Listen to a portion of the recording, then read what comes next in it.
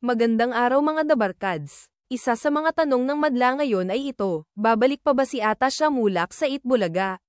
Matagal-tagal na rin mula nang huling makita siya sa noon time show ng TV5. Marami ang nagtatanong, nagtaka, at nagtataka pa rin, nasaan na siya? Anong dahilan ng kanyang pagkawala?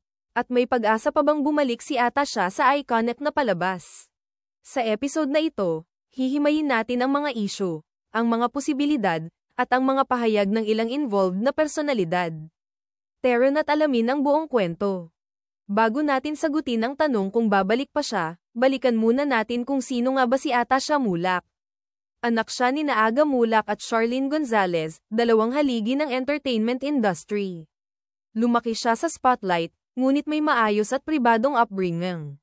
Hindi siya agad sumabak sa showbiz, pinili muna niyang mag-aral at magtapos ng kolehiyo sa London, United Kingdom.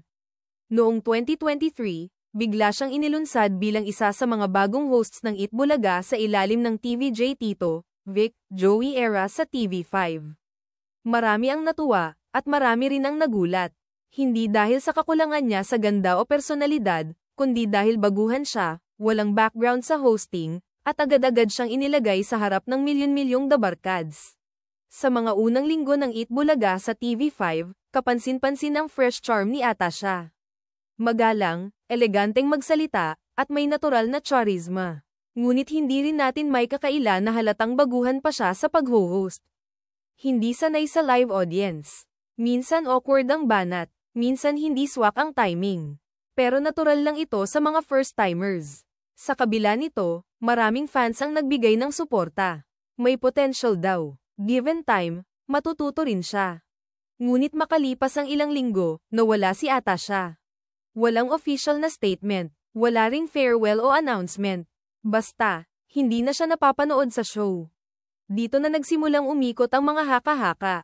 Ayon sa mga entertainment observers, posibleng isa ito sa mga dahilan, personal decision or priorities. Marami ang naniniwala na baka mismong si Atasha ang humiling ng pahinga. Remember, galing siya sa academic life abroad. Baka na culture shock sa pace ng non-time showbiz. Hindi pa handa sa pressure. Daily live hosting ay mahirap. Maraming fans ang nagsabing baka hindi pa siya ready emotionally or mentally sa pressure ng Eat Bulaga, lalo't live, at kasama ang mga legends sa industriya. May ibang commitment. Ayon sa ilang ulat, may mga side project si Atasha sa modeling at endorsement deals. Baka mas pinili muna niyang ituon ang oras sa mga iyon. Hindi swak sa dynamics. Hindi natin ito masasabi ng tiyak, pero may mga nagsasabing hindi raw swak ang chemistry niya sa ibang hosts. Walang away, pero walang click. At alam nating lahat, sa Eat Bulaga, chemistry is everything. Mixed ang naging reaksyon ng mga manunood. May mga nalungkot, lalo na ang mga curious sa kanyang development. Pero may ilan ding nagsabing, wala siyang masyadong impact sa show. Parang hindi siya comfortable talaga sa pag-host. Maganda siya, pero hindi pa hinog. On the other hand, may supporters siyang nagsabing, sayang. Given more time, pwedeng sumabay sa iba. Iba ang dating niya, classy, calm. Kailangan lang ng workshop at exposure. Ibig sabihin, may puwang siya. Pero baka hindi pa ngayon ang tamang panahon. Ngayon ang tanong, may pagbabalik pa ba si Atasha Mulak sa Eat Bulaga? So far, walang official statement mula kay Atasha, TV5, o TVJ. Pero ayon sa ilang insider sources, open pa rin daw ang pinto para sa kanya. Hindi siya tinanggal. Wala ring isyong personal. Kumbaga, mutual understanding lang ang dahilan ng kanyang pagliban.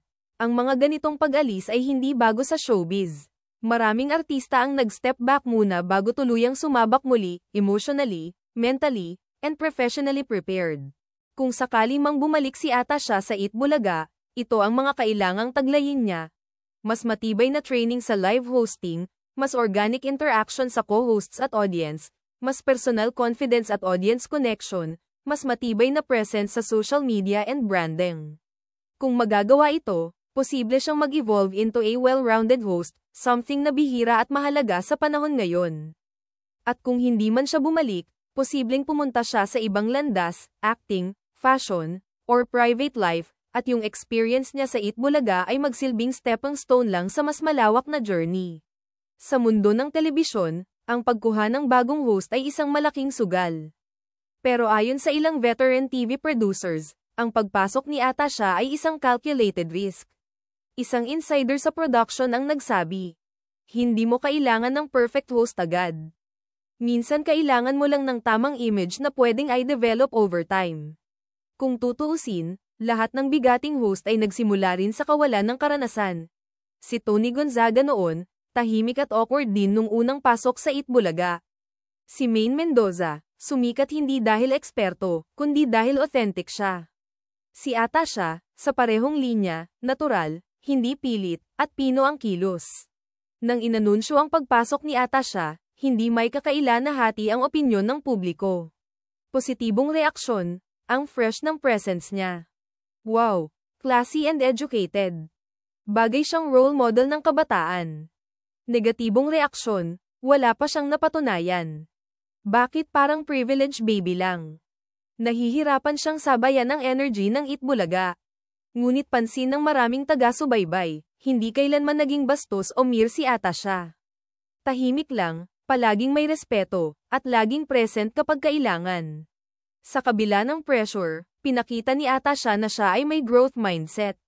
Ayon sa ilang staff, siya raw ay laging maaga sa rehearsals, bukas sa feedback, marunong makinig sa senior hosts, nagpapakita ng professionalism kahit bago lang sa industriya. Sa bawat linggo na lumilipas, kitang-kita ang unti-unting paglakas ng loob niya. Kung tutuusin, kung nabigyan lang ng sapat na panahon, baka mas nakita natin ang full potential niya. Hindi natin pwedeng ihiwalay ang pangalan ni Atasha Mulak sa kanyang pinanggalingan. Anak siya ng dalawa sa pinakaminahal na personalidad sa showbiz, si Aga Mulak at Charlene Gonzalez. Ngunit sa kabila ng bigat ng apelyidong Mulak, si Atasha ay hindi nagmadaling pumasok sa eksena. Sa halip, siya ay nag-aral sa abroad, nanatiling low-key, at pinili lamang lumantad sa mainstream nang handa na siya. Kaya naman, ang pagkakapili sa kanya bilang host ng Itbulaga ay hindi lang bunga ng celebrity lineage, kundi bunga rin ng kanyang malinis na track record, refined upbringing, at clear reputation. At kung pag-uusapan ang credibility ng Itbulaga, mahalaga ang pagpili ng host na hindi lang sikat, kundi may dignidad at mabuting imahe. Ngayon, ang tanong ng ilan, babalik pa ba si Atasha sa Itbulaga? Walang opisyal na pahayag mula sa kanya, pero ayon sa mga source, hindi isinara ang pinto para sa kanya. Maaaring bumalik siya sa ibang format, gaya ng segment hosting, online platforms, o special episodes. May posibilidad din na pinapahasa pa siya sa ibang training off-cam. Sa bandang huli, ang tunay na dahilan kung bakit siya naging host ay dahil may tiwala ang Itbulaga sa kabutihan ng puso niya. At kung darating ang tamang panahon, baka siya rin ang magpatunay na, kahit galing ka sa showbiz royalty, kailangan mo pa ring paghirapan, matuto, at lumago, tulad ng lahat.